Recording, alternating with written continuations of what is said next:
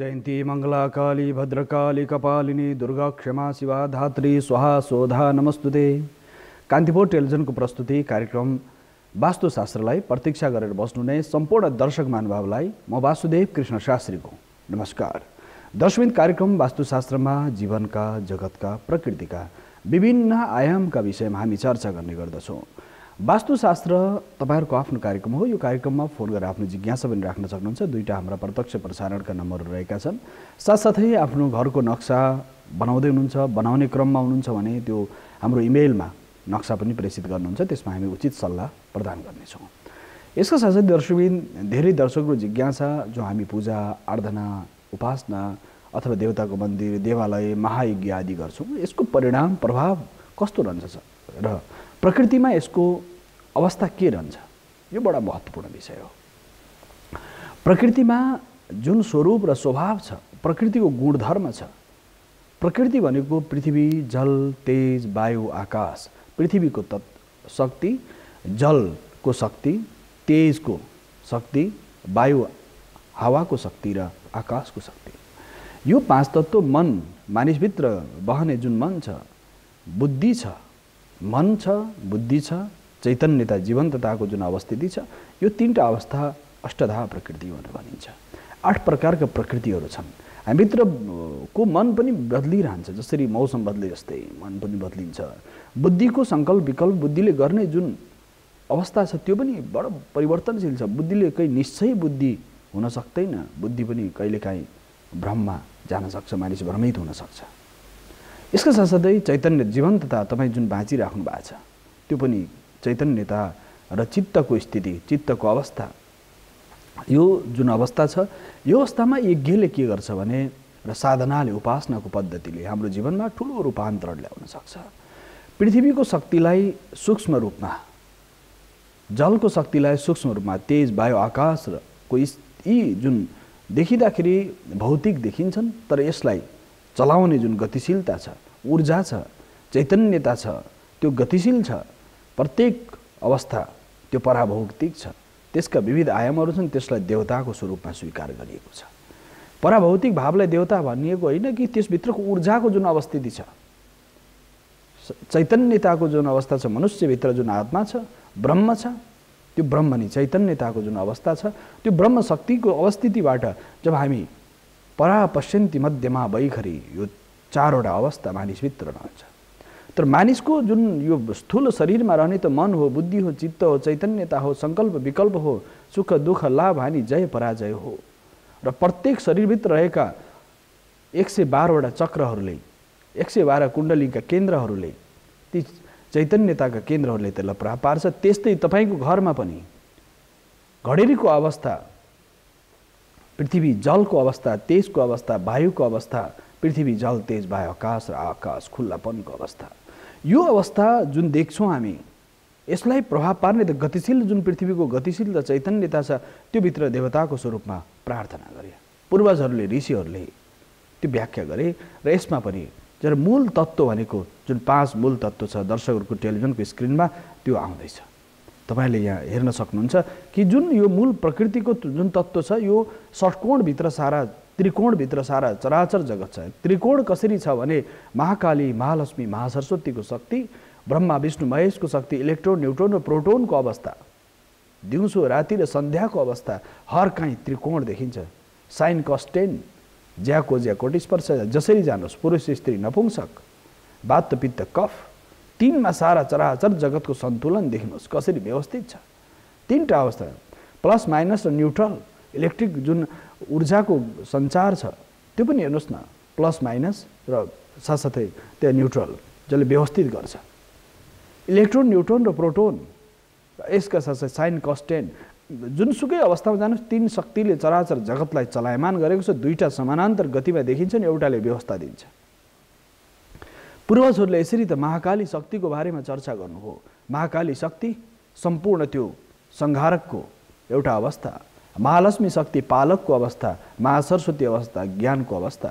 3टा शक्तिको जागरण नै शरीरभित्र कुण्डली, रीडा, पिङ्गला, सुषुम्नाको जागरण, शरीरभित्र बहने वात पित्त कफको अवस्थिति, यो सारा चराचर जगतमा जति पनि शरीरभित्रको चैतन्यता छ, जुन जागरणको स्थिति छ, मानिसभित्र कुण्डलिनीको जुन जागरण छ, तन्त्रशास्त्रमा यसको व्यापक व्याख्या गरिएको छ।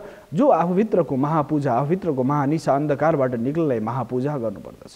महापूजा भनेको महायज्ञहरू, महापूजाका आयामहरू छन्, भिन्न भिन्न आयामहरू हुन सक्छन्। त्यसकारणले यो पद्धति बडो दीर्घकालीन रूपमा हजारौँ हजार वर्षदेखि आएको छ। मन्त्रसँग प्रत्यक्ष देवताको सम्बन्ध छ। यस कारणले दैवाधीन जगत सर्वम मन्त्राधीनम च देवता किन भनिएको? दैवाधीन जगत सर्वम, चराचर जगत देवताको अधीनमा छ, प्रकृतिको अधीनमा छ। प्रकृतिलाई देवताको रूपमा पूजा गर्ने सनातन वैदिक परम्पराभन्दा पर कुनै पनि अरू मतपन्थहरूले त्यो कल्पना होइन, त्यो विचार पनि गर्न सकेन। र त्यसकारणले सनातन परम्परा, सनातन धर्म, जुन सनातन वैदिक सनातन हिन्दू परम्पराले यति लामो लाखौँ वर्षदेखि यत्रो लामो यात्रा गरेर आएको छ।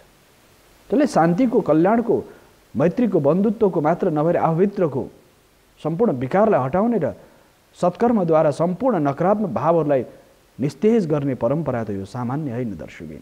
त्यसकारणले आफूभित्रको नकारात्मक ऊर्जालाई परास्त गर्नलाई, सकारात्मक ऊर्जाको विस्तार गर्नलाई यज्ञ, महायज्ञहरू, साधना, कुण्डलिनी, तन्त्र, मन्त्र, यन्त्रको साधना अति आवश्यक छ। त्यसकारणले दर्शकबिन यो जुन आयाम छ, वास्तुशास्त्र पनि त्यही हो।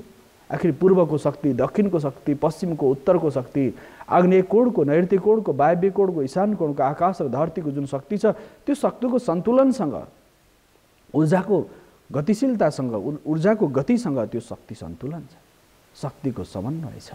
त्यसकारण ऊर्जाको सन्तुलन, ऊर्जाको असादिव्यता, ऊर्जाको जुन बोध छ, तपाईभित्र बहने जुन ऊर्जा छ, श्वासको गतिमा जुन ऊर्जा भित्र बाहिर सोहम सोहम सोहम गरेर भित्र बाहिर गरिएको छ, त्यस्तै तपाईँको वास्तुशिल्पशास्त्रमा पनि तपाईँको घरका ढोका, झ्याल, प्रवेश जति पनि त्यहाँ हावाको गतिशीलता छ कि छैन, कुनै व्यवधान छ कि छैन, ऊर्जाको आकर्षण व्यवस्थित छ कि छैन, पूर्व पश्चिम उत्तर दक्षिणबाट आउने ऊर्जाको सन्तुलन, त्यो बनाएको घडेरीमा, घरमा त्यो भौतिक देखियो भने त्यो सन्तुलन छ कि छैन, सन्तुलन मिल्यो भने तपाईँ सुखी हुनुहुन्छ। सुख प्राप्तिको लागि ऊर्जाको सन्तुलन आवश्यक छ। मन ठिक रहनु पर्यो, बुद्धि ठिक रहनु पर्यो, जीवन्त पनि हुनु पर्यो, तपाईँ बाँचेको पनि त हुनु पर्यो नि। सुखको बोध गर्नलाई, दुःखको अथवा सुखको, लाभको, हानिको, जयको, पराजयको बोध गर्नलाई तपाईँको चेतना त ठिक ठाउँमा हुनु पर्यो नि। तपाईँ बाँचेको आभास हुनलाई तपाईँ आँखा, नाक, मुख, शरीरका प्रत्येक अङ्ग प्रत्यङ्ग, ज्ञानेन्द्रिय, पञ्चकर्मेन्द्रियले काम गरेको छ भने तपाईँले सुखको पनि बोध गर्न सक्नुहुन्छ। सुखको बोध पञ्च ज्ञानेन्द्रियले, पञ्चकर्मेन्द्रियले गरे जस्तै तपाईँको घरमा, तपाईँले बनाएको घरमा पनि सुख छ कि छैन, शान्ति छ कि छैन, परिवारमा आनन्द छ कि छैन, तपाईँको मनमा शान्ति छ कि छैन, यो बडो अर्थपूर्ण छ, रहस्यपूर्ण विद्या हो। यस कारणले वास्तुलाई महाविद्या, तन्त्र विद्या भनिएको छ, वास्तुतन्त्र भनिन्छ। सुख र दुःख, लाभ र हानि, जय र पराजयको यात्रामा जब मानिस यही तत्त्वहरू, सूर्यको प्रकाश एक दिन राम्ररी परेन, तपाईँलाई कहिले त्यो सूर्यको प्रकाशले आनन्द दिन्छ, कहिले त्यो सूर्यको प्रकाश पीडादायी हुनसक्छ। गर्मी बढेको बेला सूर्य प्रकाश कति कठिन हुन्छ। यसका साथसाथै हावा पनि दुर्गन्धयुक्त वायु चल्यो भने तपाईँले सहन गर्न सक्नुहुन्न, दुर्गन्धयुक्त वायु। जल यदि तपाईँलाई पिउने योग्य जल छैन भने तपाईँलाई कति असहज हुन्छ। जलको अवस्थिति, तेज तापको अवस्था, प्रकाशको अवस्था, अन्धकारमा तपाईँ हिँड्न सक्नुहुन्न, केही पदार्थहरू, वस्तुहरू देख्न सकिन्न। त्यसकारणले तपाईँको अवस्थितिमा यी पाँच तत्त्वको कति आवश्यक छ। पृथ्वी, धरती, यदि तपाईँले भूकम्पमा अनुभव गर्नुहोला, धरतीमा त्यो 58 सेकेन्डमा धरती कसरी, मानिसको यात्रा छटपटी कसरी बढ्यो, धरती कसरी हल्लिने, यदि धरतीको अस्तित्व सही व्यवस्थित नहुने वा थिर नहुने भने यो अवस्थामा पृथ्वी त गोलो छ, गोलो हुने क्रममा पुरा पृथ्वी आफ्नो गतिमा परिक्रमा गरिरहेको स्थितिमा यदि यो चलायमान भयो भने मानिसको अवस्था के हुन्छ दर्शक? त्यसकारणले पृथ्वीको अस्तित्वमा तपाईँले त्यहाँ धरती देवीको वास, देवीको सूक्ष्म रूपमा त्यो ऊर्जा महाशक्तिलाई, त्यहाँ धरतीलाई, महाशक्तिलाई त्यहाँ प्रार्थना। बराह पुराणमा धरतीलाई साक्षात देवीको रूपमा वर्णन गरिएको छ। त्यसकारणले वास्तुशिल्पशास्त्र जति पनि हामीले पढेका पुराण, 18 पुराण, उपपुराण मात्र, पुराण त 100औं पुराणहरू छन्, 72 पुराण त अहिले प्रत्यक्ष रूपमा भेटिन्छ। हामीले बुझेका पुराण त 18वटा होला सक्छन्, धर्मशास्त्रहरू केही हुन सक्छन्, निर्णय सिन्धु, धर्म सिन्धु हुन सक्छन्, त्यस्ता कति आयामहरू छन् शास्त्रका, मानिसलाई त्यो गहिराईमा त्यो बोधै छैन दर्शक। त्यसकारणले दर्शकबिन जीवनमा कुनै पनि विषयको बोध हुनु नि तपाईँको लागि बडो महत्त्वपूर्ण छ। पृथ्वीको अस्तित्व, जलको, वायुको, आकाशको, मनको, मनको छटपटीबाट तपाईँ बाहिर निक्लिनु हो भने, बुद्धिको छटपटीबाट, बुद्धिको जुन जिज्ञासुपन छ, बुद्धिको जुन असन्तुलन अवस्थिति छ, मन बुद्धि चित्तको जुन अवस्था छ, यो स्थितिबाट तपाईँ परा स्थितिमा, परा पश्यन्ति मध्यमा वैखरी, त्यो वैखरीको अवस्थाबाट अथवा परा अवस्थिति परातीत अवस्थामा पुग्ने, त्यो पश्यन्तिबाट पराको अवस्थामा पुग्ने अवस्था त्यो धेरै गहिरो हुनसक्छ। दर्शकबिन त्यस कारण त्यतातिर चर्चा नगरौँ। मूल विषय के हो भनेदेखि वास्तुशिल्पशास्त्रमा यी विषयहरू यति महत्त्वपूर्ण छन् जसले हाम्रो जीवनमा ठुलो रूपान्तरण ल्याउन सक्छ। नयाँ शास्त्रहरू निर्माण हुन सक्छन्, नयाँ पुराणहरू, नयाँ ग्रन्थहरू तपाईँभित्र प्रस्फुटन हुन सक्छन्, वेदका ऋचाहरू तपाईँभित्र प्रस्फुटन हुन सक्छन्। किनकि परातीत भावमा तपाईँ जब प्रवेश गर्नुहुन्छ, वेदका ऋचाहरू जसरी ऋषिले परात अवस्थामा पुगेर परा पश्यन्ति मध्यमा वैखरी जो क्रमबद्ध स्थितिबाट अगाडि बढेर त्यो भावलाई बोध गर्नुभयो। निश्वास वेद, परमात्माको श्वासबाट निक्लेका मन्त्रका ध्वनिहरू, मन्त्रहरू, त्यो चलायमान गतिशील मन्त्रहरू त्यसरी निक्ले तपाईँभित्र पनि त्यो अवस्थिति प्रकट हुन सक्छ।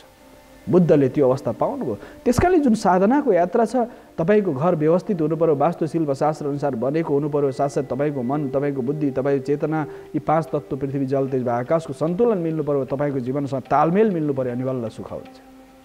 सुखभन्दा पनि पर जब दुःख हुन्छ तपाईँलाई अनि सुखको बोध हुन्छ, जब अँध्यारोको अस्तित्व तपाईँलाई थाहा हुन्छ अनि उज्यालोको अस्तित्वले पनि तपाईँलाई बडा आनन्द दिन्छ।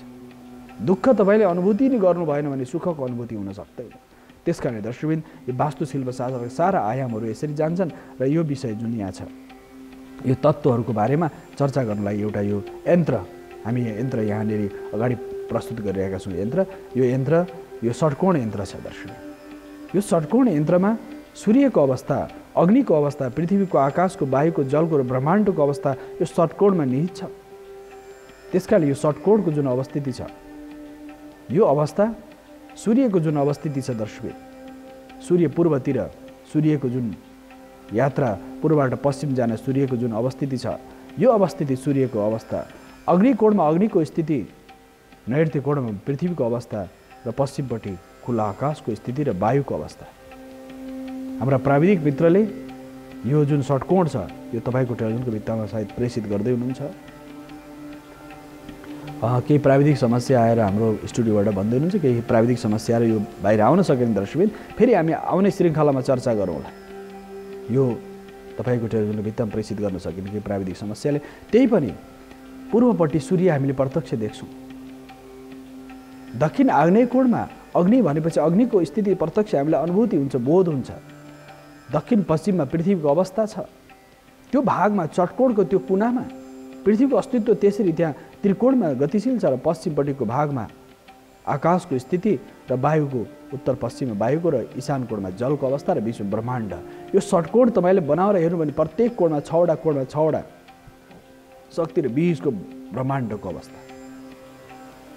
यो स्थितिको जुन बोध हुन्छ दर्शकबिन, यो स्थितिको बोध हुनु भनेको प्रत्येक सूक्ष्म अवस्थाबाट तपाईँको शरीरभित्र पृथ्वीको अस्तित्व छ, जलको अस्तित्व छ, तेजको अस्तित्व छ, वायुको अस्तित्व छ, मन छ, तपाईँको बुद्धि आत्मा छ, शरीरको जुन बनावट छ, पञ्च ज्ञानेन्द्र, पञ्च कर्मेन्द्र, पञ्च प्राण र सारा शरीर जसरी व्यवस्थित छ त्यसरी नै यो साधनाले, यज्ञले, पूजाले, तपाईँले घरमा गर्ने प्रत्येक पूजा, प्रत्येक अनुष्ठान, प्रत्येक यज्ञ, महायज्ञले तपाईँभित्रको ऊर्जालाई जागृत गर्दछ। तपाईँ एकछिन लामो नाद, ओमकारको नाद गरेर, ओमलाई बीज भनिन्छ, चराचर जगतलाई चलाउने बीज भनिन्छ ओमलाई। अ उ म 3टा अक्षरहरू छन्, अ उ म। अ पहिलो स्वर वर्ण हो, उ पनि स्वर वर्ण, म व्यञ्जन वर्ण, त्यो हलन्त छ, ममा आकार पनि छ।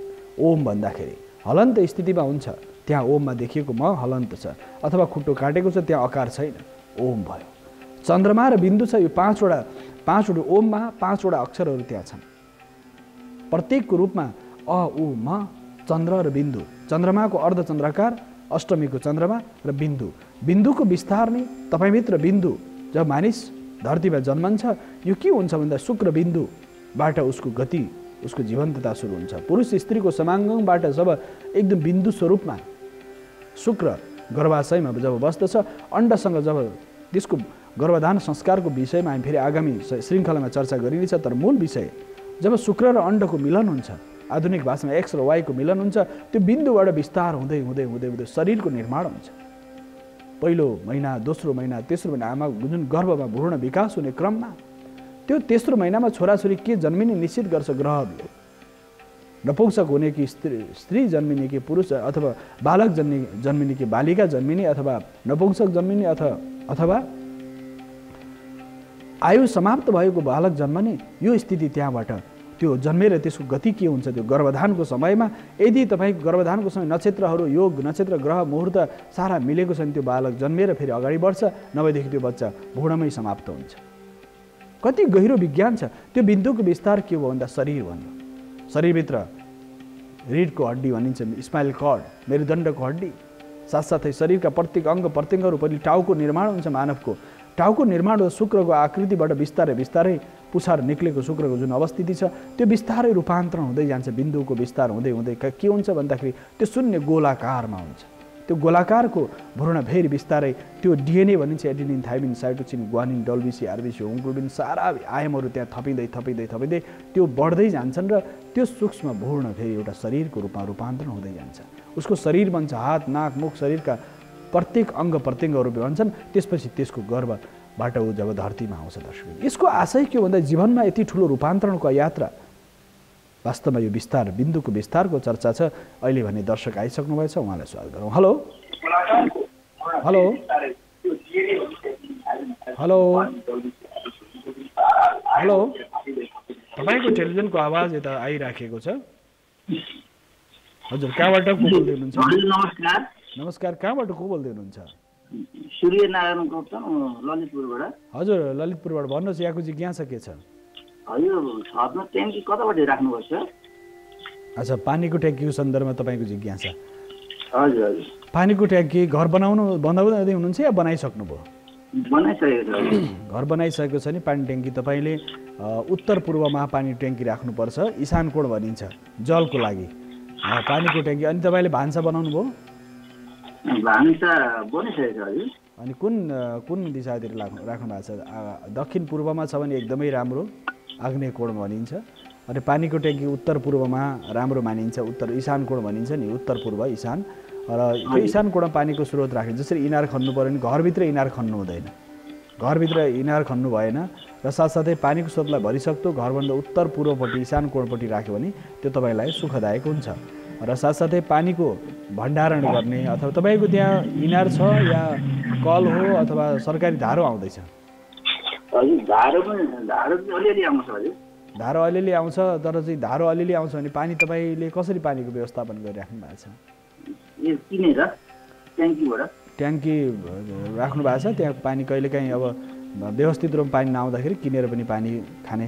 वास्तवमा हाम्रा पूर्वजहरूले पानी किनेर खानु हुँदैन भन्थे र अहिले पानी बेच्नु भनेको अपराध मानिन्छ शास्त्रमा। बडा यस कारणले दर्शकबिन बडा गहिरो छ विषय। पानी दान जलदानको विधान छ, यो विषय त चर्चा गरौँला। तर तपाईँको ईशान कोणमा उत्तर पूर्वमा पानीको स्रोत राख्नुहोस्, ट्याङ्की राख्नुहोस् अथवा त्यहाँ पानीको भण्डारण गर्नुहोस्, त्यो शुभ हुन्छ। अरू के प्रश्न छ? पार्किङ गाडीको पार्किङ तपाईँ बाइक गाडी कहिले पनि दक्षिणपट्टि पार्किङ राम्रो मानिन्छ। दक्षिण आग्नेय कोणपट्टि पार्किङ राम्रो हुन्छ। तर घरको बनावट तपाईँ कता छ, पूर्व फर्कियो छ, पश्चिम फर्कियो छ, उत्तर दक्षिण, त्यस आधारमा पानीको स्रोतको प्रभाव चाहिँ उत्तर पूर्वमै हुन्छ। यसका साथसाथै पार्किङ दक्षिणमा राम्रो मानियो। यदि तपाईँ पूर्वबाट प्रवेश छ, ईशान कोणबाट तपाईँको मूल प्रवेश छ भने उत्तर पूर्वमा तपाईँको घरको बनावट अनुसार पार्किङको व्यवस्थापन पनि गर्न सकिन्छ। र दक्षिणपट्टि पार्किङ सो मानिन्छ, भारी सामानहरू दक्षिणपट्टि सो मानिन्छ। अरू केही प्रश्न छ? उत्तरपट्टि फर्किएको छ घर। हजुर, उत्तर फर्किएको छ भने त तपाईँ प्रवेश त उत्तर पश्चिमबाट छ या उत्तर पूर्वबाट छ? उत्तर पश्चिमबाट छ भने वायव्य कोणबाट तपाईँको आग्नेय नैऋत्य, वायव्य कोणबाट तपाईँको प्रवेश छ भने त अब मूल प्रवेश किन सानो जग्गा हुनसक्छ। त्यस कारणले अब पार्किङलाई के गर्ने, उत्तर पश्चिम पनि पार्किङ राख्न सकिन्छ, त्यसमा समस्या हुँदैन उत्तर पश्चिम। तर पानीको ट्याङ्की माथि पार्किङ चाहिँ मिल्दैन। फेरि पानी ट्याङ्की राखेको छ तल, त्यही माथि पार्किङ चाहिँ शुभ हुँदैन। तर त्यसको मुख फेरि उत्तर पूर्वमै हुनु पऱ्यो पानीको स्रोत। हजुर। अरू अनि सेफ्टी ट्याङ्की टोयलेटको जुन फोहोरहरू निक्लिने कताबाट बनाउनु भएको छ? उत्तर फर्केको घर भने त उत्तरबाटै निक्लिने भयो। उत्तर पूर्व निकाल्नु भएन, उत्तर पश्चिमबाट चाहिँ बाहिर निकाल्न सक्यो। उत्तर ईशान कोणबाट चाहिँ टोयलेटको पानी अथवा चाहिँ शौचालयबाट निक्लेको फोहोर जति पनि छ त्यो चाहिँ ईशान कोणबाट पूर्व उत्तरबाट चाहिँ निकाल्नु हुँदैन, त्यहाँ वास्तु दोष लाग्छ। त्यस कारणले उत्तर पश्चिमबाट बाहिर निकाल्न सक्नुहुन्छ। अरू के प्रश्न? हजुर यति नै हजुर। ल धन्यवाद तपाईँले फोन गर्नुभएकोमा। दर्शकबिन विशेष गरी दर्शकको जिज्ञासा अब हामी चर्चा विभिन्न आयाममा गरिरहेको छौँ, उहाँलाई हामी धन्यवाद भन्न चाहन्छौँ। यो कार्यक्रम तपाईँहरूको आफ्नो कार्यक्रम, यसमा फोन गरेर आफ्नो जिज्ञासा पनि राख्न सक्नुहुन्छ। हामीले चर्चा गरेका थियौँ सूर्य, पृथ्वी, वायु, आकाश, जल, यो जुन आयाम छ यो वास्तवमा पूर्वपट्टिको आधार अथवा पूर्वपट्टिको जुन अवस्था छ, हामी चर्चा यसमा जलसँग सम्बन्धित जलका अधिष्ठात्री देवताको पूजा, जसरी हामीले दियो, कलश, गणेश तीनटा देवताको पूजा गर्छौँ। दियोको पूजा अग्निको पूजा हो, ऊर्जाको पूजा हो। दियो बालेपछि हाम्रो सनातन संस्कृतिमा कर्मपात्र बनाए अर्को पात्र स्थापना गर्यो, त्यसपछि दियोको पूजा गर्ने। दियोको पूजा गर्दाखेरि दीप नारायण भनेर त्यहाँ साक्षात् ऊर्जाका देवतालाई आह्वान गर्ने दियोमा। कलशमा जलको अधिष्ठात्री गणेशलाई पृथ्वीको सारा शक्ति मूलाधार चक्र त्यहाँ आह्वान गर्ने। भनेको आयाम के छ भने शास्त्रले बताएका आयामहरू के छन् भने हामी सामान्य पूजा गर्दा पनि तीनटा शक्तिलाई आह्वान गर्छौँ। पहिले दियो बाल्छौँ।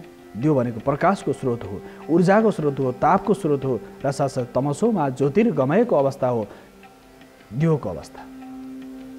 त्यसकारणले दर्शकबिन पूर्वपट्टि हामीले फर्केर उत्तरपट्टि फर्केर पश्चिम जता फर्केर गएर पनि दाहिनेपट्टि दियो बाल्छौँ। अग्निको स्रोत ऊर्जाको स्रोत दाहिनेपट्टि राख्छौँ, दाहिनेपट्टि दियो।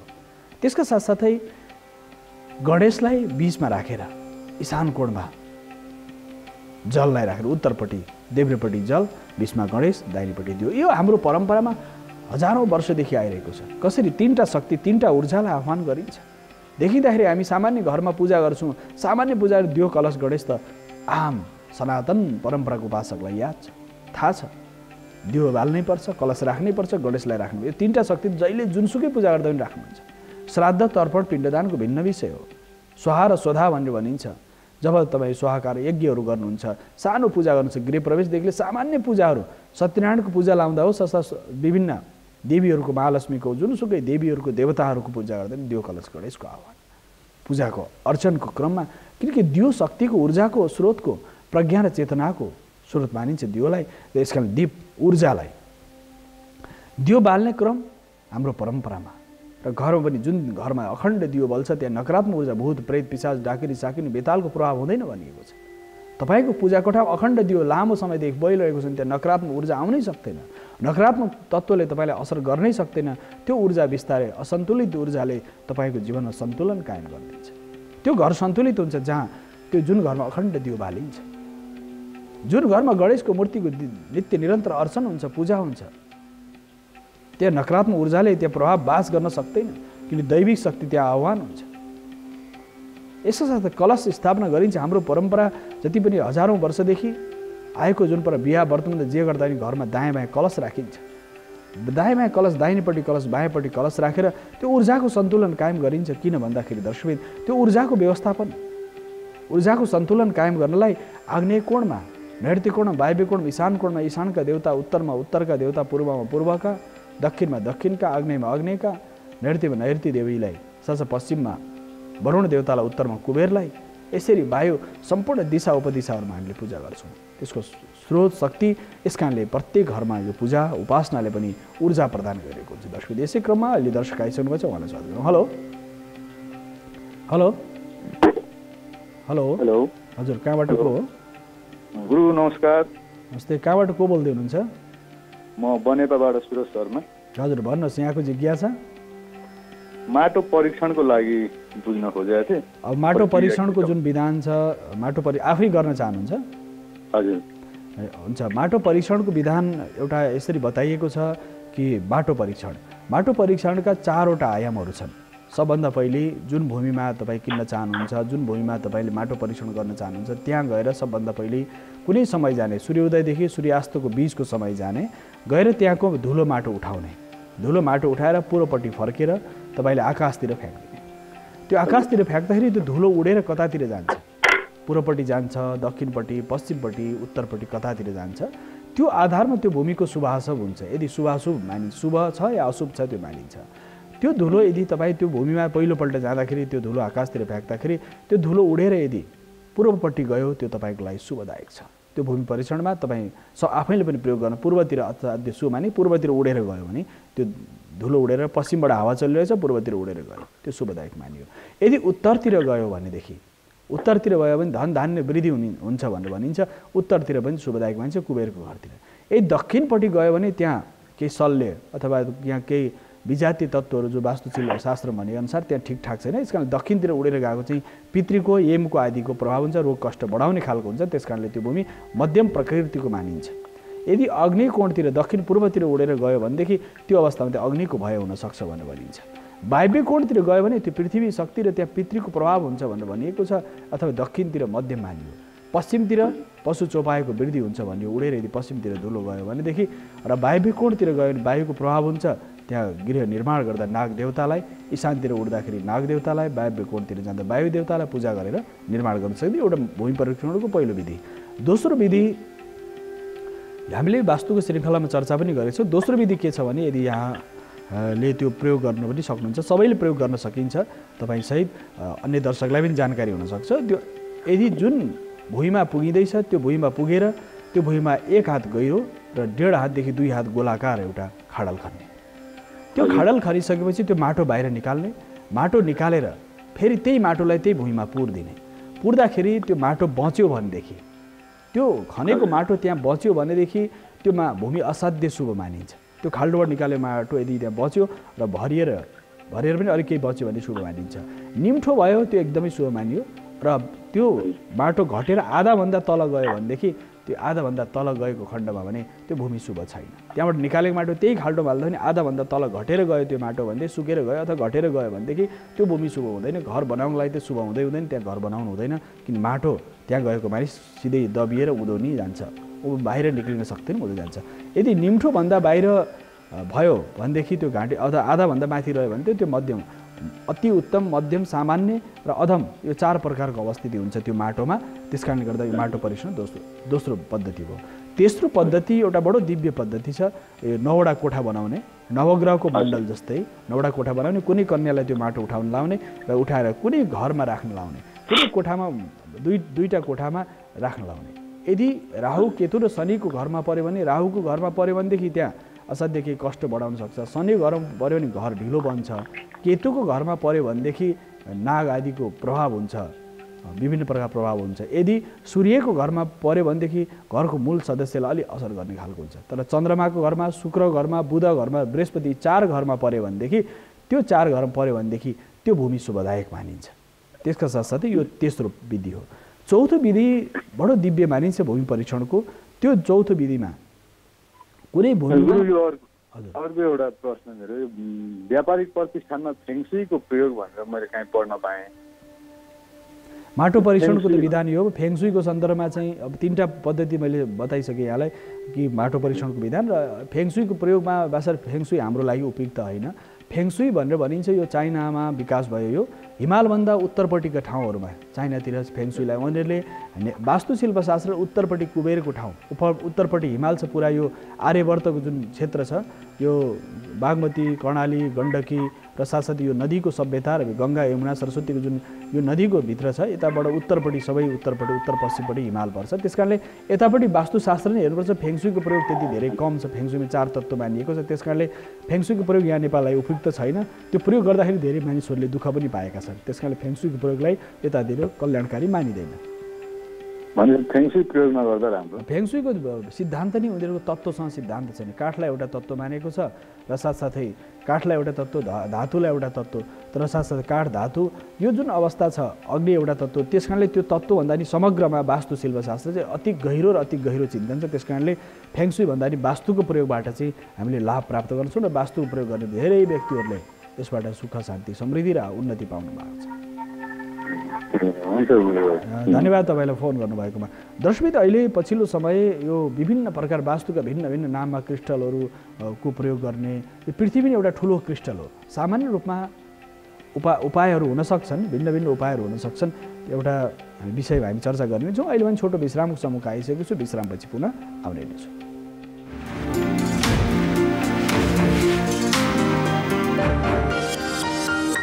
सुख, दुःख, लाभ, हानि, जय, पराजय, प्रेम, विवाह, स्वास्थ्य, शिक्षा, वैदेशिक यात्रा, भूत, भविष्य, वर्तमान सबैको एउटै समाधान कार्यक्रम भविष्य दर्पण।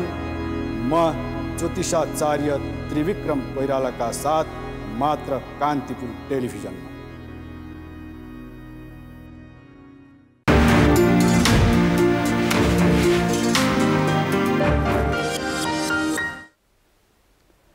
दर्शकबिन पुनः स्वागत छ कार्यक्रम वास्तुशास्त्रमा। हामी भिन्न भिन्न सिद्धान्तहरू छन्, त्यो सिद्धान्त वास्तुका भिन्न भिन्न आयामहरू छन्, तर वास्तु समग्र शास्त्र हो।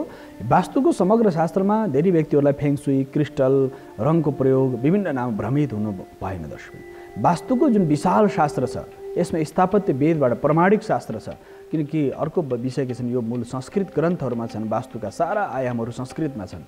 के अनुवादहरू पढेर मानिस वास्तुको बारेमा चर्चा गर्नु त ठिक हुनसक्छ, तर प्रयोगात्मक रूपमा यदि जनतामा तपाईँ समाजमा जानुहुन्छ भने गहिरो ज्ञान आवश्यक छ वास्तुको। त्यसकारण दर्शकबिन वास्तु गहिरो ज्ञान नभइकन वास्तुशास्त्रको बिल्ला बोकेर यदि हिँड्यो भनेदेखि मानिसले समाजलाई त दुःख दिन सक्छ, प्रयोगले असर गर्न सक्छ। राम्रो सर्जन छ, उसले राम्ररी चिरफार गर्न जान्दछ, अपरेसन गर्न जान्दछ, त्यो एकदम प्रमाणित डाक्टर छ भने उसले गरेको उपचारले कसैलाई दुःखी बनाउँदैन, सुख नै दिन्छ। यदि अलिअलि ज्ञान प्राप्त गरेको छ भने त्यसले धेरै दुःख दिन सक्छ। त्यसकारण दर्शकबिन योग्य वास्तुशास्त्रसँग माटो परीक्षण गराउने, योग्य वास्तुविदसँग तपाईँले परामर्श गरेर प्रत्येक घरहरूका बनावटहरू, आकृतिहरूलाई व्यवस्थित गर्ने, रङको प्रयोग, वास्तुमा झ्याल, ढोका, मूल गेट, मूल सिडी सारा एक एक आयाममा तपाईँले गम्भीरताका साथ यदि चिन्तन गर्नु हो भनेदेखि त्यसले बडो सकारात्मक ऊर्जा प्रदान गर्दछ। यसकारण एक एक वस्तु, एक एक पदार्थ, एक एक स्रोत, ऊर्जाको स्रोतलाई व्यवस्थित गर्न जानुभयो भनेदेखि जीवनमा सुख, शान्ति, समृद्धि तपाईँले प्राप्त गर्न सक्नुहुन्छ। दर्शक त्यसकारणले वास्तुशिल्पशास्त्रमा जुन स्थापत्य वेद छ त्यसभित्र जुन वास्तुशास्त्र छ, वास्तुशास्त्रको जुन आयाम छ त्यसभित्र पनि कलाहरू छन्। चित्रकला, धातुकला, लोहकला, काष्ठकला, ताम्रकला, भिन्न भिन्न पाषाण कलाका विभिन्न आयामहरू छन्। चित्रकलादेखि लिएर सङ्गीत कलासम्म त्यही मूल शास्त्रभित्र रहेको छ, किनकि भगवान् शिव र पार्वतीको संवादमा र साथसाथै शिव र पार्वतीको संवादबाट यो सारा विश्वकर्माले निर्माण गर्नुभएका 18 ऋषिहरूले यो शास्त्रलाई अगाडि बढाउनु भएको छ। यसकारणले त्यो परम्परा, निर्माणको जुन परम्परा छ असाध्यै गम्भीर र गहिरो परम्परा छ। निर्माणका जति पनि आधारहरू छन् दर्शकबिन त्यो गहिरो छ। यसकारणले ऊर्जाको सन्तुलन अति आवश्यक छ जीवनमा। ऊर्जाको स्रोत कसरी व्यवस्थित हुन्छ, यो ऊर्जाको सन्तुलनले जीवनमा ठुलो रूपान्तरण ल्याउन सक्छ दर्शकबिन। त्यसकारणले हाम्रो जुन यही भेगमा यही रैथाने ज्ञान भनिन्छ नि, यो माटोको मूल रैथाने ज्ञान छ, यो ज्ञानको आयाम विस्तार हुँदै जान्छ। त्यसै रैथाने ज्ञानको परम्पराले हाम्रो जीवनमा ठुलो रूपान्तरण ल्याउन सक्छ दर्शकबिन। तसर्थ हामीले जीवनमा यो मूल आधार भनेको ज्ञानको जुन परम्परा छ, यो ज्ञानको परम्परा यही वास्तुशिल्पशास्त्रमा 18 ऋषिहरूले उपदेश गर्दै गर्दै गरी अहिलेसम्म आइरहेको परम्परा छ। यसकारणले यो हाम्रो परम्पराले वास्तवमा सुख नै दिन्छ। सर्वे भवन्तु सुखिनाको भावलाई प्रदान गर्दछ। सबैलाई सुखी हुने ज्ञान नै ऋषिहरूले प्रदान गर्नुभएको छ। मानिसलाई दुःखी हुने कुनै ज्ञान वेदमा जानुहोस्, कृषिको चर्चा छ, वेदका आयाममा हात हतियार आयुधको रक्षा कसरी गर्ने, आफ्नो परिवारको, समाजको, राष्ट्रको रक्षा कसरी गर्ने। हामी धरतीका सन्तान हौँ, धरती पुत्र हौँ भनेर प्रार्थना गरिएको छ। प्रत्येक मन्त्र कल्याणकारी छन्, प्रत्येक मन्त्र प्रार्थना परक मन्त्रहरू छन्, उपासना परक मन्त्रहरू छन्, ज्ञान परक मन्त्रहरू छन्।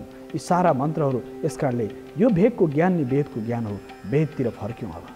अब हामी वेदको ज्ञानतिर फर्क्यौँ भने, वैदिक ज्ञानतिर जब हामी फर्किन्छौँ, वास्तवमा जीवनमा मानिसले यो जुन भौतिकी ज्ञान छ, पराभौतिक ज्ञान जे भए पनि, तर मूल स्रोत त वेद हो। अब वेदतिर फर्क्यो भने वास्तवमा समाजले सुख पाउँछ, समाजले शान्ति, समाजले आनन्दको अनुभूति, समृद्धिको यात्रामा समाज अगाडि बढ्न सक्छ। त्यसकारणले यज्ञ, साधना, उपासना, तपाईँ व्यक्तिगत उन्नतिको लागि तपाईँ जप तप साधना गर्नुपर्छ। समाजको, परिवारको उन्नतिलाई यज्ञ पूजाहरू गर्नुहुन्छ, घरमा विभिन्न प्रकारका पूजा अनुष्ठानहरू गर्नुहुन्छ। साथसाथै ग्रहको नकारात्मक असर कम गर्नको लागि यज्ञ अनुष्ठान पनि गर्नुहुन्छ। तर दर्शकबिन समग्र विश्वको र राष्ट्र कल्याणलाई पनि महायज्ञहरू गर्नुपर्छ। महामायाका साधनाहरूका आयामहरू छन्। त्यसकारणले सारा विशाल सानो पूजादेखि ठुलो ठुलो ठुलो जुन आयाम छ यो विस्तार हुँदै जान्छ। त्यसकारण साधनाका आयामहरू छन्। महागणपतिको यज्ञ साधना, अयुत चण्डी महायज्ञ, लक्ष्य चण्डी, सहस्त्र चण्डी आदि चण्डीको उपासना, कलौ चण्डी विनायकको, कलियुगमा चण्डी र विनायकको उपासना। कलियुगमा चण्डी साक्षात्कार गर्न सकिन्छ, विनायकलाई साक्षात्कार, विनायकको अनुभूति गर्न सकिन्छ, किनकि दुईटा देवतालाई एकदमै दिव्य देवताको स्वरूप मानिन्छ, प्रत्यक्ष देवता मानिन्छ। भैरव, भैरवी शक्तिलाई प्रत्यक्ष मानिन्छ। यसका साथै चण्डी र विनायक प्रत्यक्ष गर्न सकिन्छ, प्रत्यक्ष अनुभूति गर्न सकिन्छ। यसकारण दैवाधीन जगत सर्व मन्त्राधीनम च देवता भनिएको छ। चराचर जगत देवताको अधीनमा छ, देवताहरू मन्त्रको अधीनमा छन्। यसकारणले मन्त्रको अनुष्ठानद्वारा देवताहरू तपाईँको अनुकूल हुन्छन्, तपाईँले कृपा र कल्याण प्रदान गर्दछन्। त्यसकारणले दर्शकबिन अनुष्ठान, यज्ञ, महायज्ञ अति आवश्यक छ। मानव हितका लागि, विश्व कल्याणका लागि ऊर्जाको सन्तुलन आवश्यक छ। त्यसकारणले पृथ्वी जल तेज वायु आकाश यो तत्त्व यो सारा आयामहरू जसरी गतिशील छ चैतन्यता छ जीवनमा त्यसकारणले दर्शकबिन पृथ्वी जल तेज वायु आकाश यो 5 तत्त्वको सन्तुलन जब जीवनमा हामीले कायम गर्छौँ वास्तव ऊर्जाको यात्रा जीवनमा ऊर्जामय बन्छ ज्योतिर्मय बन्न सक्छ। त्यही वस्तु जहाँ नित्य निरन्तर तपाईँले पूजा गरिराख्नु भएछ कोही देवताको मूर्ति राख्नु भएछ गणेशको चण्डीको शिवको त्यो हेर्दा त्यो शिलाको छ धातुको छ पत्थर केही छ प्रतीक चिन्ह हो तर त्योभन्दा पहिले मन्त्र शक्ति छ त्योसँग पहिले मूर्ति निर्माणको कला त धेरै पछि आएको हो। त्योभन्दा पहिले अक्षरद्वारा अक्षर ब्रह्म भनिन्छ अक्षरद्वारा नै सारा अक्षर नै ब्रह्मको स्वरूप मानिन्छ। त्यो 64 जुन स्वर व्यञ्जन उदात्त अन्दाज स्वरित आदि गरेका जति 64 वर्णहरू छन् अल्प्राण महाप्राण आदि यो सारा आयामहरू अक्षर नै ब्रह्मस्वरूप हो। यसकारणले अक्षर कुनै पनि मन्त्रहरू तपाईँले हेर्नुभयो भने कुनै मन्त्रहरू के छन् त्यो देवनागरी लिपिमा छन्। देवताको भाषा के हो भन्दाखेरि देवताको भाषा संस्कृत हो। ती मन्त्रहरू संस्कृतमा छन् तपाईँले उच्चारण जुनसुकै रूपमा गरे पनि जुनसुकै भावमा गरे पनि मन्त्र उच्चारण त संस्कृतमा हुन्छ। उच्चारणको भेद छ भिन्न भिन्न उच्चारणहरू छन् कुन प्रकारका मन्त्रहरूको उच्चारण कसरी गर्ने त्यसको प्रयोग कसरी गर्ने त्यसपछि मूर्ति चलायमान जुन शक्ति छ त्यो आह्वान त्यसमा गरिन्छ। यसकारण दर्शक यो लामो जुन साधनाको परम्परा छ यो सामान्य होइन असामान्य छ। त्यसकारणले हामीले अबको खोज भनेको वेदभित्र ऋषिहरूले बताएका सूत्रहरूबाट समाजको विश्वको राष्ट्रको सम्पूर्ण मानव हितको मानव कल्याणका सूत्रहरू त्यही निहित छन् तर खोज्नु पर्यो। क्रमबद्ध ज्ञानको स्वरूप जुन विज्ञान भनिन्छ क्रमबद्धको ज्ञानको स्वरूप यसकारणले वास्तुशिल्पशास्त्रमा पनि यही विषयहरू आएका छन्। दर्शकबिन यदि यहाँहरूले पनि यो कार्यक्रममा आफ्नो नक्सा प्रेषित गर्न चाहनुहुन्छ भने दर्शकबिन यो विषय चाहिँ तपाईँले संवाद गर्दा गर्दै यदि यो हाम्रो इमेल आइडी आइरहेको छ तपाईँले घर बनाउँदै हुनुहुन्छ भने तर धेरै दर्शकहरूले नक्सा पठाउनु भएको छ तर अपुरो नक्साहरू पठाउनु भएको छ किन भुइँ तलाको छ कि प्रश्न लेख्नु पर्यो भुइँ तलाको छ माथिल्लो तलाको छैन अन्तिम तलाको छ त्यही अवस्थामा जान सकिन्छ। अब दिशा छुट्याएर पनि पठाउनु पर्ने हुन्छ दर्शक पूर्व पश्चिम उत्तर दक्षिण आग्नेय नैऋत्य वायु ईशान छुट्याएको हुनु पर्यो तपाईँको प्रश्न पनि हुनु पर्यो किन प्रायः अहिले त सबैको हातमा विभिन्न प्रकारका उच्च कोटिका मोबाइलहरू छन् विभिन्न प्रकार सबै प्रविधिसँग सबै मैत्री छन् प्रविधि मैत्री मानिस छ प्रत्येक हातमा मोबाइल छ याप छ विभिन्न प्रकारका छन्। त्यसकारण नक्सा प्रेषित गर्दा हाम्रो इमेल कान्तिपुर टेलिभिजनको जुन यो कार्यक्रमको आफ्नो इमेल आइडी छ यसमा तपाईँले प्रेषित गरिदिनु हो भनेदेखि सबै प्रश्नहरू राखेर प्रेषित गर्नु भने हामी तपाईँलाई सही रूपमा तपाईँले जानकारी प्रदान गर्न सक्छौँ। यसकारण दर्शकबिन यो चर्चा यस अर्थमा कि हाम्रो प्राविधिक मित्रले इमेल आइडी तपाईँको टेलिभिजनको भित्तामा पठाउनु त्यो क्रमलाई लिएर मैले यो विषय यहाँसँग जोडेँ। दर्शक भनेको दर्शक र प्रस्तुतामा कुनै भिन्नता हुँदैन। तपाईँको मनमा उठेका प्रश्नहरूको उत्तर तपाईँले पाउनुपर्छ त्यो तपाईँको दर्शकहरूको हक पनि हो। यसकारणले दर्शकबिन दर्शकहरूका जिज्ञासालाई मेटाउनु पर्ने हाम्रो दायित्व पनि हो। धेरै जिज्ञासाहरू यस्ता हुन्छन् यो समग्रमा हामी ती जिज्ञासाहरूलाई एकमुष्ट गरेर हामी चर्चा गर्छौँ। आज धेरै दर्शकको के थियो भने चर्चा कि यज्ञ साधना उपासना हवन पूजा मन्त्र पाठ यी सारा आयामले मानवको जीवनलाई कसरी रूपान्तरण गर्न सक्छ त मानव कसरी मानवबाट महामानव हुन सक्छ मनुष्यबाट देवताको यात्रामा कसरी जान सक्छ भन्दाखेरि यस्तै सारा आयामहरू सारा वस्तु पदार्थहरू जति पनि तत्त्वहरू छन् यो सारा गहिरो रहस्य र गूढ रहस्य त्यही छ। यसकारणले तपाईँको प्रत्येक साधना सामान्य एउटा राजकुमारले बुद्धत्व प्राप्त गर्न सक्छन् देवताको स्वरूपमा उनी यात्रा गर्न सक्छन् सामान्य मानव महामानव बन्न सक्ने स्थितिमा यात्रा गर्छ। सामान्य स्थितिको मानिस असामान्य उसको चेतना र ऊर्जाले असामान्य प्रगतिको यात्रामा अगाडि बढ्न सक्छ भनेदेखि अवश्य पनि जीवनमा ठुलो रूपान्तरण आवश्यक छ दर्शक। त्यसकारण रूपान्तरणलाई साधना आवश्यक छ। साधना बिना जीवन अगाडि बढ्न सक्दैन। तपाईँ जेसुकै गर्नुहोस् जुनसुकै काम गर्नुहोस् निरन्तर तपाईँको चेतना तपाईँको अभ्यास निरन्तर चाहिन्छ। त्यसकारण त अभ्यासै नै चाहिँ कुन्ती हो। भगवान् कृष्णले अर्जुनलाई सम्झाउँदै भन्नुहुन्छ अभ्यास गर विद्याको अभ्यास गर साधनाको अभ्यास गर अध्यात्मको अभ्यास गर निरन्तर अभ्यास गर। आज 2 दिन गर्यो मैले केही पाइनँ मानिसको के स्वभाव के हुन्छ नि 2 दिन मैले पूजा गरेँ भोलिपल्ट मैले त्यो परिणाम पाइहाल्नुपर्छ त्यो होइन दर्शक। तपाईँको निरन्तर अभ्यास चाहिन्छ। त्यो अभ्यास भएपछि अभ्यास तपाईँको निरन्तर जुन विषयमा अभ्यास गर्दै गर्दै गर्दै जानुहुन्छ त्यो अभ्यासको यात्रा अगाडि बढ्दै बढ्दै जाँदाखेरि जब अभ्यास तपाईँले धेरै महत्त्वपूर्ण रूपले अभ्यास गर्दै जानुहुन्छ अभ्यास गर्दै गइसकेपछि हुन्छ के भन्दाखेरि त्यो अभ्यासबाट तपाईँको मन त्यतैतिर लाग्न थाल्छ बुद्धि त्यतै बुद्धिले त्यही गति समात्छ चेतनाले शरीरले त्यही अभ्यास गर्दै गर्दै अगाडि बढ्छ। के हुन्छ नि तपाईँको अभ्यासको तपाईँले निरन्तर गरेको कर्मले के हुन्छ तपाईँ प्रवृत्ति भन्छ त्यो स्वभाव बन्दछ। त्यो स्वभाव फेरि रूपान्तरण हुन्छ। तपाईँको गरेको कर्मको प्रभाव के हुन्छ भने तपाईले जे विषयमा अभ्यास गर्दै हुनुहुन्छ त्यो बिस्तारै बिस्तारै स्वभावमा रूपान्तरण हुन्छ।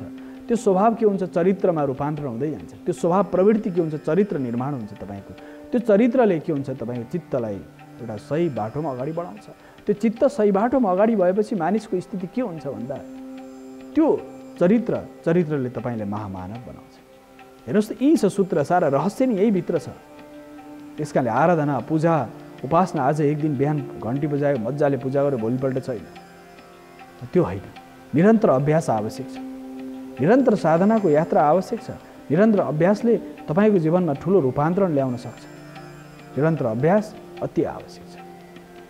त्यो अभ्यासको परिणाम के हुन सक्छ भने मानव जीवनमा त्यो अभ्यास निरन्तर गर्दै गर्दै गरेको अभ्यासले उसको जीवनमा ठुलो रूपान्तरण ल्याउँछ। त्यो चरित्र निर्माण, चरित्रले उसको चित्त शुद्ध हुन्छ। चित्त शुद्ध चाहिँ मन बुद्धि चित्त शुद्ध हुने बित्तिकै ऊ चैतन्य स्थितिमा पराधित अवस्थामा पुग्छ।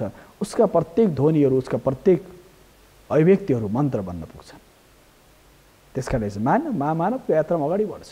यही हो पूजा साधना उपासना र भौतिक काममा प्रयोग भनिन्छ। दर्शक तपाईले कुनै पनि कामना गर्दै हुनुहुन्छ, कुनै चाहना गर्नुभयो, छोरा जन्मियोस्, यज्ञ गर्छु, जन्मिन सक्छ। छोरी जन्मियोस्, बालबच्चाको वृद्धि होस्, सन्तान वृद्धि होस्, जागिर प्राप्त होस्, यी प्रयोगहरू पनि छन्। यी कामले प्रयोग भनिन्छ। छोरा जन्मियोस्, छोरी जन्मियोस्, बिहा होस्, अथवा शरीर परिवारमा सुख शान्ति प्राप्त होस्, अथवा जागिर लागोस्, केही न केही कामना हुन्छ नि मानिसको। मानिस धरतीमा आएपछि कामना हुन्छ। कामना परक साधना पनि छन्। तन्त्रमा मन्त्र यन्त्रको प्रयोगबाट ती कामनाहरू पूर्तिका लागि त्यस्ता प्रयोगहरू पनि छन्।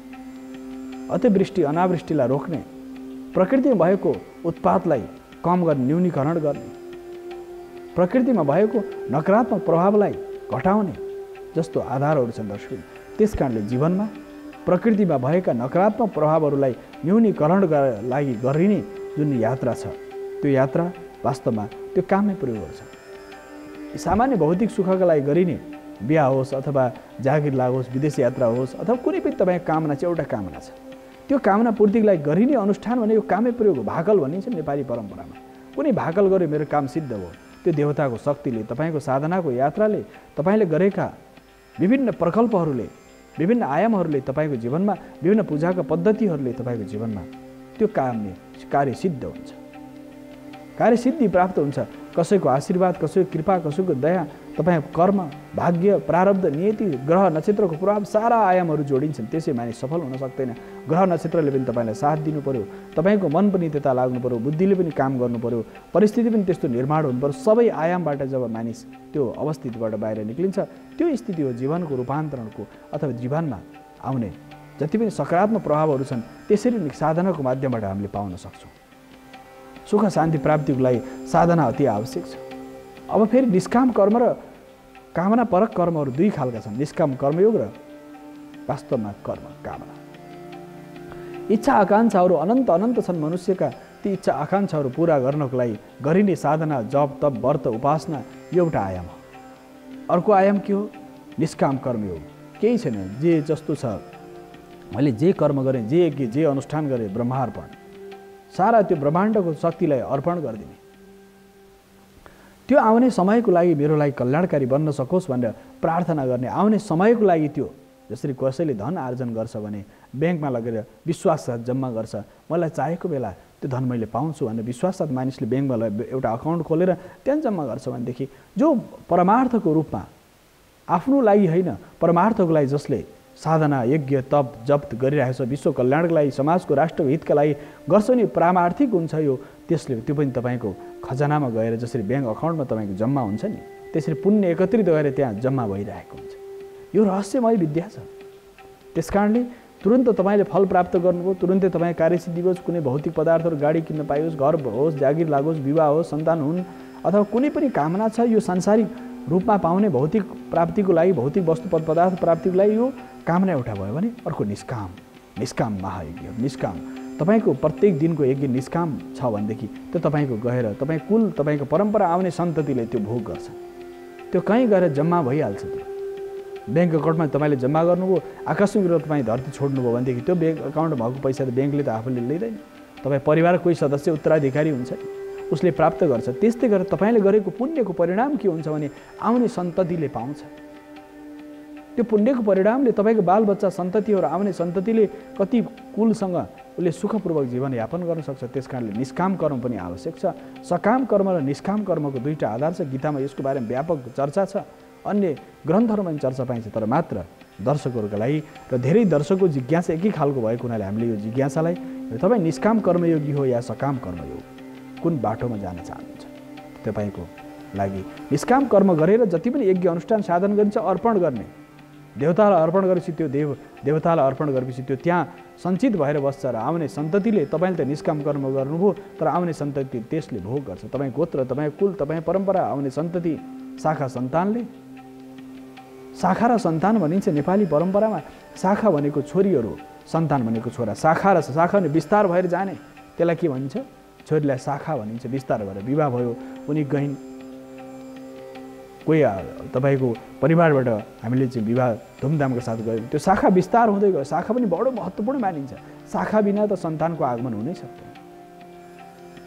शाखा र सन्तान यो बडो दिव्य छ। शाखा सन्तान भन्ने जुन नेपाली लोक परम्परामा छ, शाखा छोरीहरू, कन्याहरू, स्त्री जाति, सन्तान पुरुष जाति, शाखा र सन्तान। यसको यात्रा कति लामो छ। यदि नहुने हो भने, शाखा र सन्तान नहुने हुन्थ्यो भने कसरी यात्रा अगाडि बढ्थ्यो? यो रहस्यमय विद्या छ।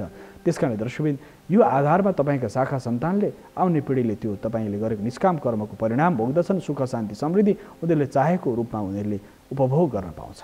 यो आधार हो। यस कारणले अहिले मलाई तुरुन्तै प्राप्त भएन, कुनै यज्ञ जप तप साधना गरेँ मैले तुरुन्तै पाइनँ भनेदेखि मानिस हताश भइहाल्छ, निराश भइहाल्छ, दुःखी भइहाल्छ। ओहो मैले त केही गर्न सकिनँ, के प्राप्त नै हुन सकेन, बडा पीडा देख्छ, सबैतिर पीडाको अनुभूति गर्छ।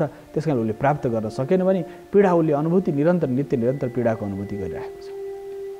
दुःखै नि दुःख उसले भोगिरहेको छ भने कसरी सुखको अनुभूति गर्न सक्छ? त्यस कारणले त्यो बोध हुनको लागि तपाईँको साधन निष्काम पनि हुन आवश्यक छ। कहीँ सकाम कर्मयोग छ भने कहीँ निष्काम पनि छ। तर यज्ञ अनुष्ठानमा पनि त्यही हो दर्शकबिन। तपाईँको चाहना र कामना के छ त्यस आधारमा जीवनमा, चाहना कुन आधारमा छ, चाहनाको यात्रा, तपाईँको कामना कुन प्रकारको छ, कामनाको परख के छ, कस्तो प्रकारको कस्तो प्रवृत्तिको तपाईँको कामना छ, त्यस आधारमा तपाईँका यज्ञ अनुष्ठानहरू हुन सक्छ। निष्काम र सकाम, तपाईँले गरे सकाम कर्मले र निष्काम कर्मको यात्रा, यो गहिरो रहस्यमय विद्यालाई हामी व्यापक रूपमा विस्तार त गर्नेछौँ दर्शकबिन। अहिले हामीले यो तत्त्वको सन्दर्भमा थियो, त्यस कारणले तिनीहरूले कसरी सहायता गर्छन् भन्दा सूक्ष्म रूपमा त्यो दिव्य शक्तिबाट तपाईँलाई उत्प्रेरणा मिल्छ, तपाईँमा बोध आउँछ। मानिसको बुद्धि सही ठाउँमा भयो भनेदेखि मानिस जे पनि काम गर्न सक्छ। त्यस कारणले पशुपतिनाथको देश नेपाललाई किन भनिन्छ? 12 ज्योतिर्लिङ्गहरू छन्, चराचर जगतमा देखिन्छ। 12 ज्योतिर्लिङ्गको 54 शक्तिपीठहरू छन्, तर भगवान् पशुपतिनाथमा 5वटा जुन शिर देखिन्छ, दक्षिण पूर्व उत्तर पश्चिममा जुन 4वटा शिर 4 दिशामा, र माथिको ईशानमा 5वटा शिर। कालाङ रुद्रलाई त दृश्य गोचर हुँदैन। त्यो 5वटा शिरको आधार के भने सारा बुद्धिको स्रोत भगवान् शिवको बुद्धि त नेपालमा भित्र छ। भगवान् शिवको प्रज्ञा र चेतना त यहाँ छ, र मानिसको प्रज्ञा चेतना साधना बिग्रेर भोजन रहन सहन जीवनचर्या बिग्रेर मानिसको बुद्धि बिग्रेको छ। बुद्धि बिग्रेर अशान्ति भएको छ। त्यस कारणले दर्शकबिन सुख शान्ति समृद्धिका लागि साधनाको यात्रामा अति अगाडि बढ्न आवश्यक छ। त्यस कारणले मानिसले साधनाको यात्रामा अगाडि बढ्यो भनेदेखि सबै प्रकारको सुख, सबै प्रकारको शान्ति प्राप्त गर्न सक्छ।